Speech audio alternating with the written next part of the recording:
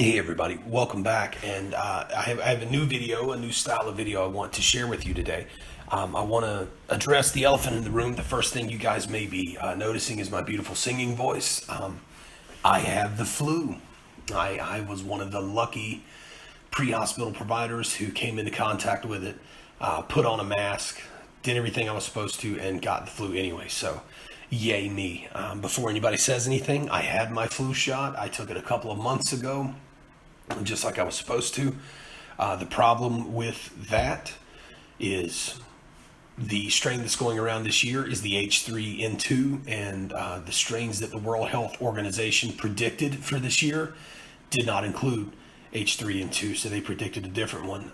They are not able to predict it with 100% accuracy. I'm not blaming them.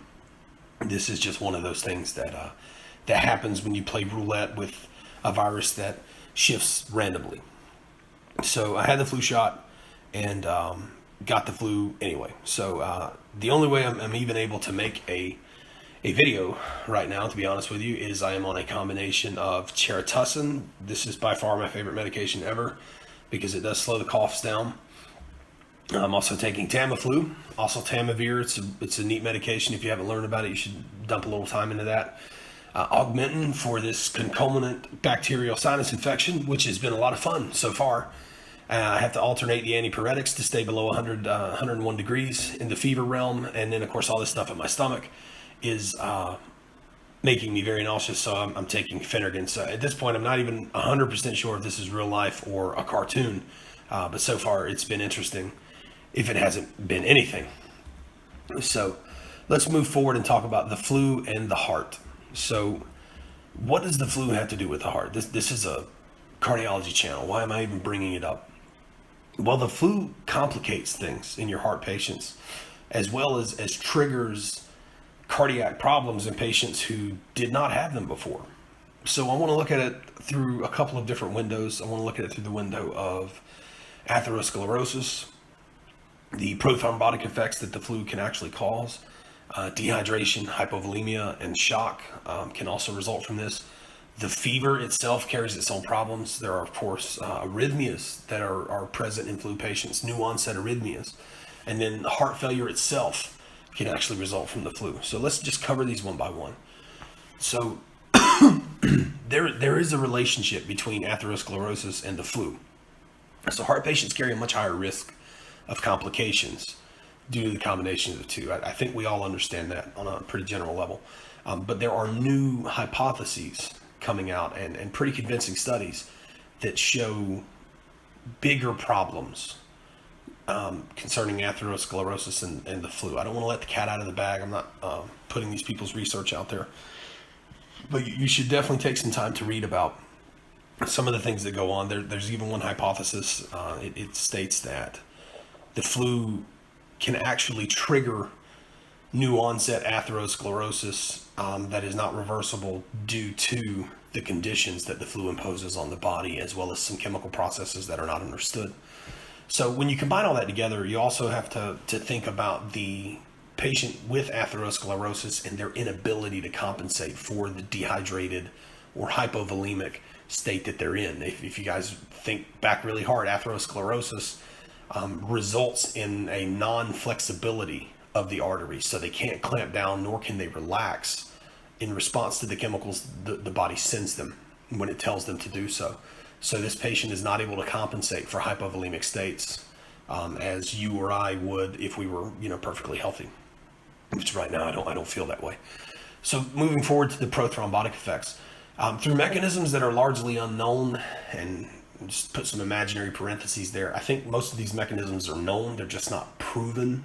So, in medical research and science, if you say the sky is blue, everyone can't just look up and see a blue sky. It doesn't work that way. You have to prove, you have to have statistics, you have to have the correct P number, you have to have, empiric evidence that says, okay, yes, the sky is in fact blue. So through mechanisms that are largely unknown or unproven, the flu contributes to a state that makes it much easier for the body to form blood clots. So there is a prothrombotic state anytime you have a rampant infectious disease running through your body. Flu is no exception. If anything, the flu is one of the stars of that show.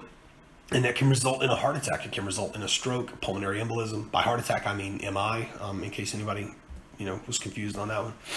So dehydration, hypovolemia, and shock. So dehydration we anticipate when we have an infection, don't we? We think, yeah, I'm going to be dehydrated. That's how the game is played. Remember how some people don't respond so well to that, how some people can't compensate, the very old, the very young. So let's kind of look at how that happens. So the loss of fluid through vomiting, fever takes a lot of fluid out of your body, and diarrhea, as well as the lack of intake, and that's a big one due to anorexia, caused by the nausea, places the body in a fluid depleted state. The worse the dehydration, the worse the symptoms, and this creates a cycle which is pretty hard to break. So push those fluids.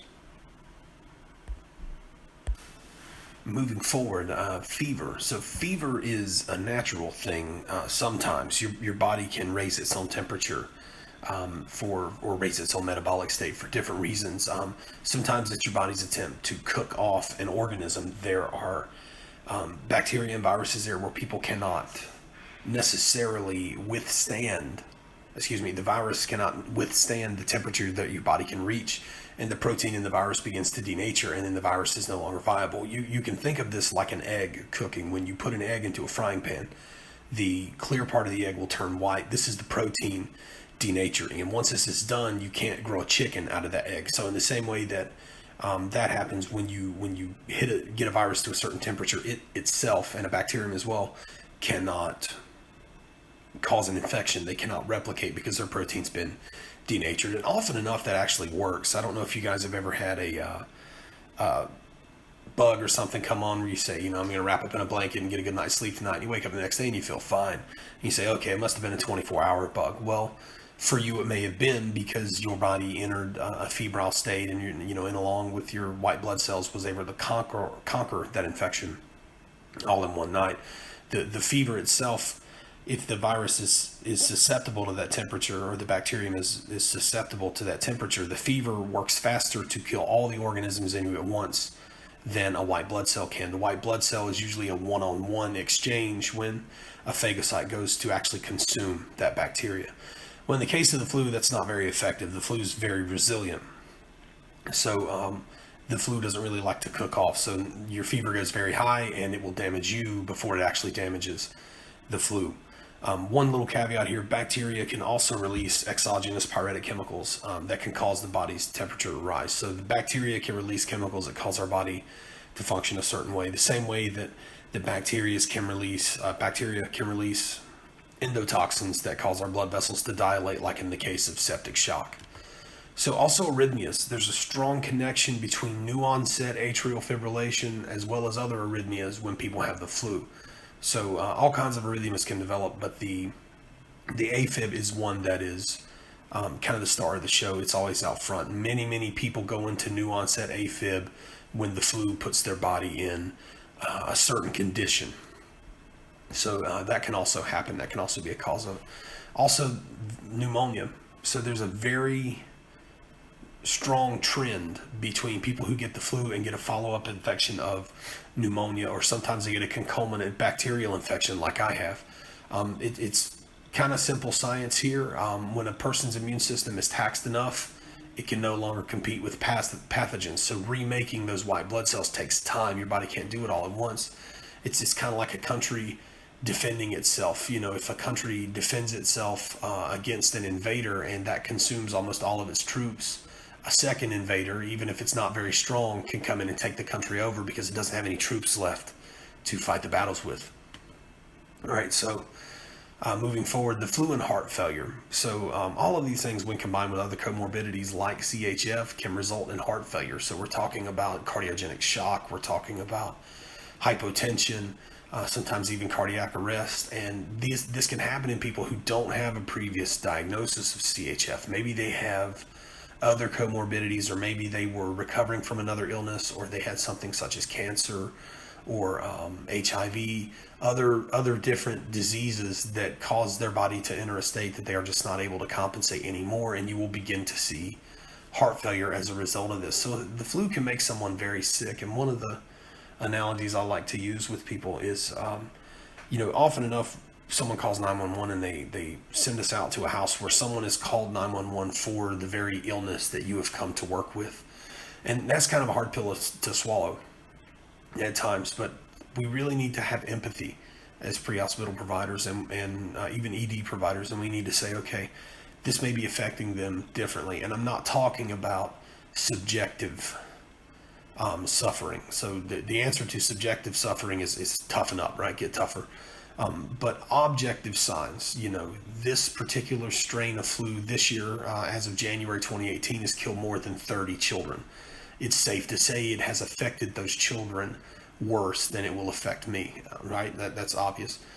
So your patients may be affected worse. Yes, they may have the same illness that you have, but they may be dying because of it. So maintain that empathy. And maintain your vigilance to look for these complications of the flu. Don't simply say, I have the flu and I came to work, so you're calling 911 for nothing, or you're coming to the ED for nothing. Look for the possible complications. They don't have to be 1-year-old or 80 years old for these to happen.